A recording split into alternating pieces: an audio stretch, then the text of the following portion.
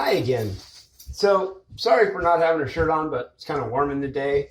A friend of mine actually asked me, well, she actually said she was hungry. And, of course, I was thinking of dinner tonight. And I decided, well, I thought I was going to get her enchilada, but they're both gone. Check and make sure. So I decided I'm going to do chicken cordon bleu tonight. So I will go ahead, do it now, and make her lunch. Which, if you know me, it's not often that I cook for others. So I take a chicken breast, big one, get a good sized meaty one. I split it down the middle like that. And then I also take from the bottom of the split and I cut out and roll the chicken a little bit so that it makes the breast twice as big. When you're cutting this, be careful. And my hands, they're stained, okay? So I don't know what to tell you. It's my new job. And I cleaned them. I put antibacterial on them. They're perfectly fine. Okay, so get you a nice breast, and you can do it two ways. You can either butterfly from the side, straight through the side of the breast here to almost the other side, and then put it out. Or you can literally roll the breast out. One big piece. So you take it from there, pound them down a little bit.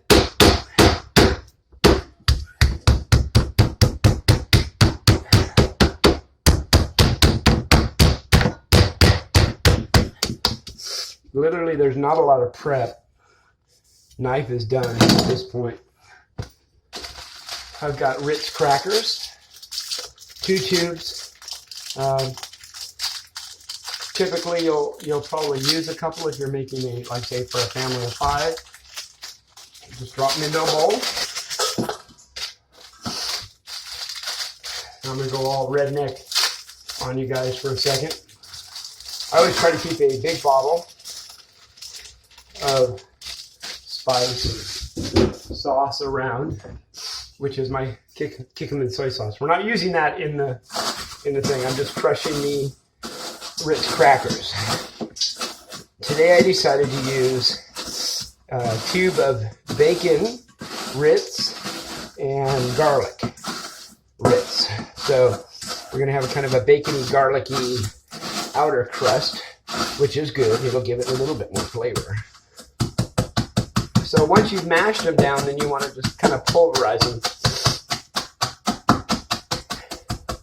so that you have a really nice even breading. You don't want it all chunky and nasty. And it doesn't take long, typically a few minutes. Okay, so now you have pretty much your breadcrumb. Probably take half a dozen eggs.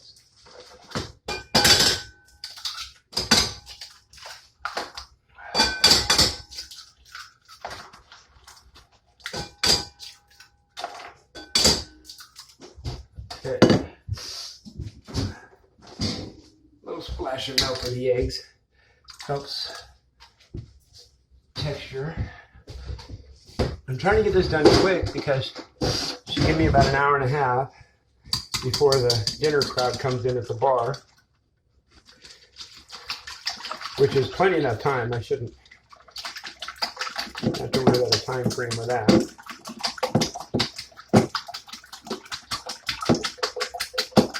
Whip your eggs up really good. Make sure they're thorough.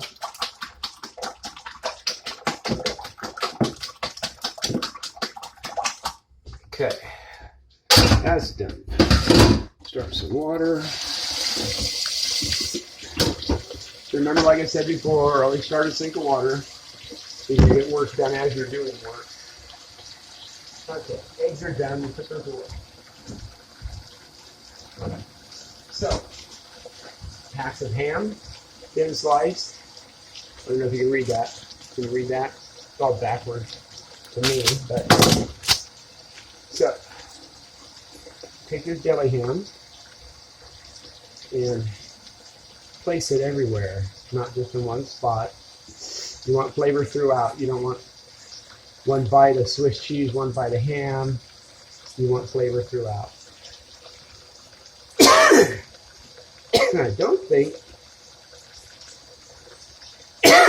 4 pieces in each is going to be enough. Or, yeah.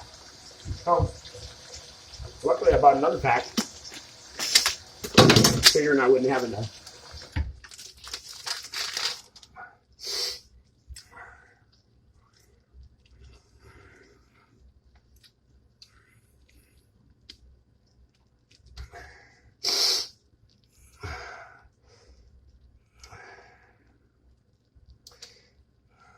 That should be good.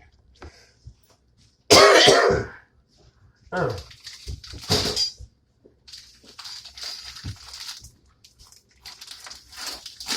Swiss cheese.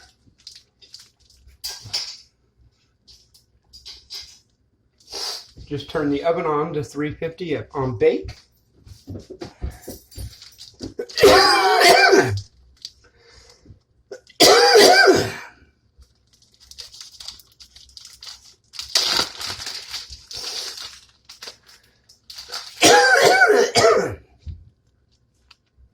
So pretty much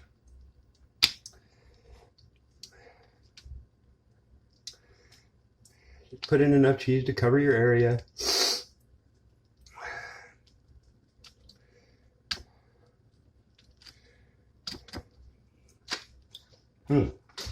Now, comes the fun part.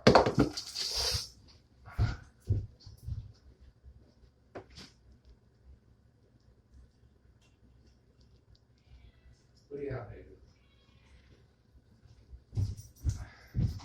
I have some small shish kebabs sticks. I'm going to use those today because I don't have toothpicks. You can use toothpicks if they're long picks. It's easier to go down and get shish kebab sticks.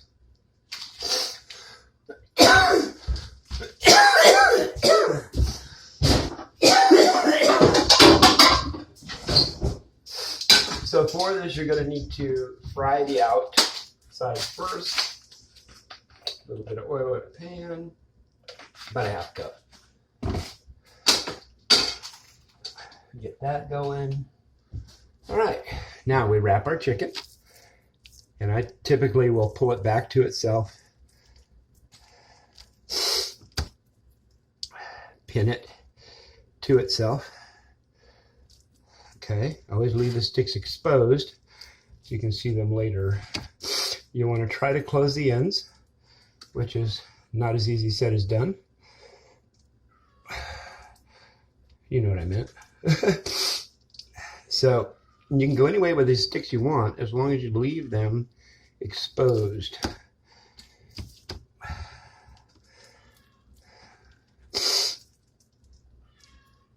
Yeah, Momo. Kitty, kitty. Okay, so there's one. We'll put that right in the egg wash. Now, I do a double dip. Yeah, hi Mo. You saying hi to everybody? Okay, good deal. Okay, so I've got one in the things, and I don't know if I'm going to be able to get 2 out of it. I mean, just the way it is. So part of this is when you trim it.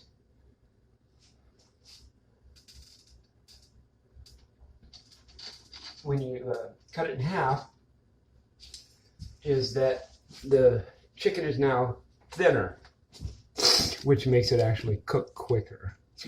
So typically it's a rolled into a chicken. I don't do that. I'll bring this over this over, and then this over everything else. Tuck in all the other meat and cheese. Skewer it. Same thing here. Tuck it back inside the breast. Fold in the chicken and skewer it. Making sure you pin it together so that it won't leak out. You don't want it to leak. You want it all to be inside when you cut it. So, like, here's the pan sizzling over here, which means that that one's getting ready to turn.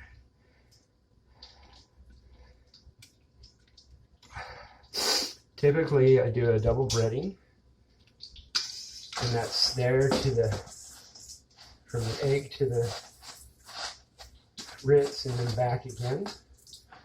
One more time. Try not to touch the chicken because all the rinse will come back off. What you're trying to do is just get a double coat of it really good. There we go. That'll be a double coat on that. Okay, turn this guy over. Woo, baby. Try to dry your hands off before you actually go back into your oil. Oh, I screwed up. Come on. Come on. There we go. So, we need something else to help.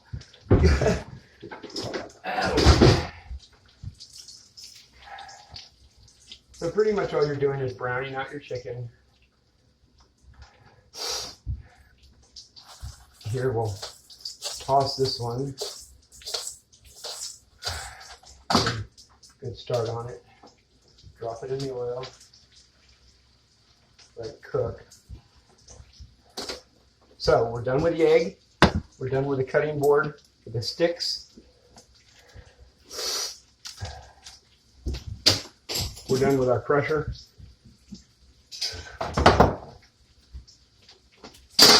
We're done with the ritz.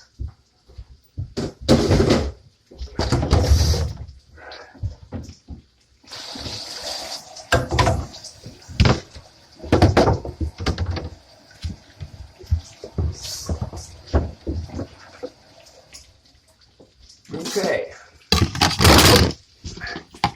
Sorry, jacked you guys up. So while that's cooking,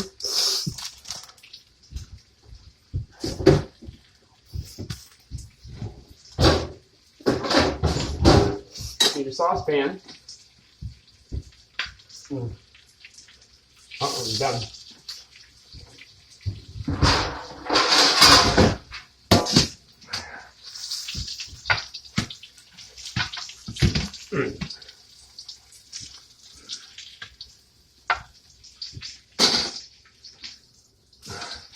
Oh, fuck me.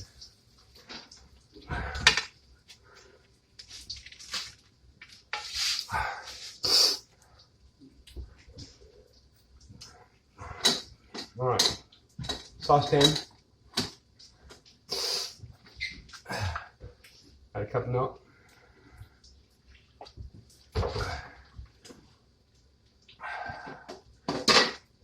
Turn it on. Turn my chicken off. Wow, let's just keep doing it that it's already hot.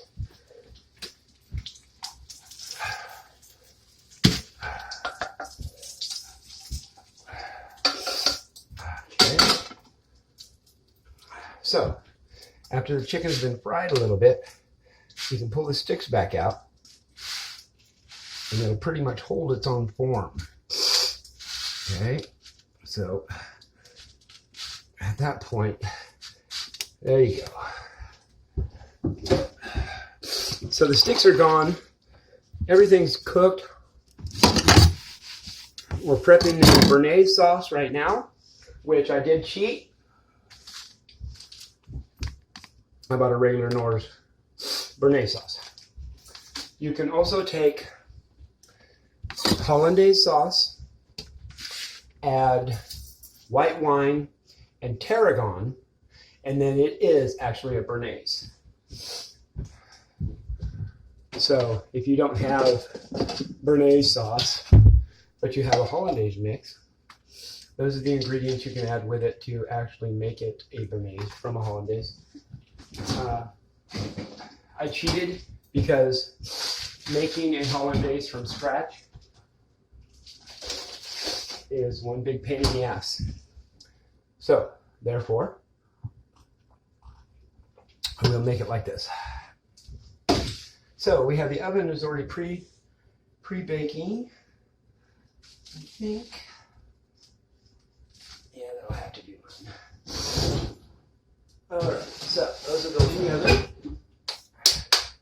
Bake them off a little. I love a little crispy tidbits. I love some crispy titties.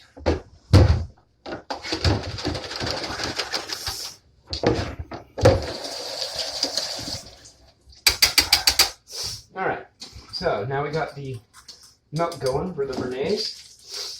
Supposed to be a cup of milk. That's what it says. Add a 1/4 cup margarine or butter. Forgot that. But I got that right here. A little bit there. Throw a little bit more in. Equal about a 1/4 cup. There we go.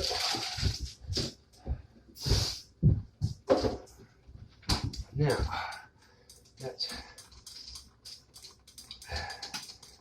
getting ready. So typically,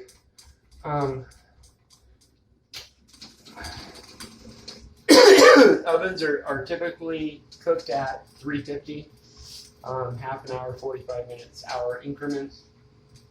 So what I do is cook the chicken for a solid half an hour in an oven at 350. Sometimes takes a little longer. But part of that also is that it will cook some of the grease back out that I just had in the pan. And it'll be a little more flavorful, not so greasy. Okay, so now our hollandaise is done. Or béarnaise, excuse me. And it's a decent consistency. I don't think you really see it, but a little less than a gravy.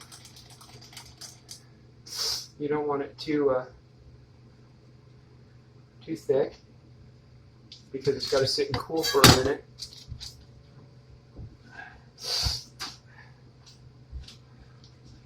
Okay, turn that guy off.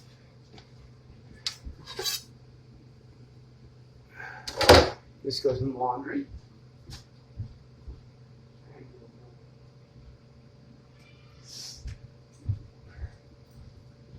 And all we're waiting on is the chicken in the oven. So then what I will do at the end of this, I will put the chicken in a bowl. I'll put the béarnaise on the bottom of it, put the chicken on top of that, and then drape a piece of Swiss cheese over the top. Then it will melt by the heat of the chicken. And there will be your meal. Have a good dinner. Bye.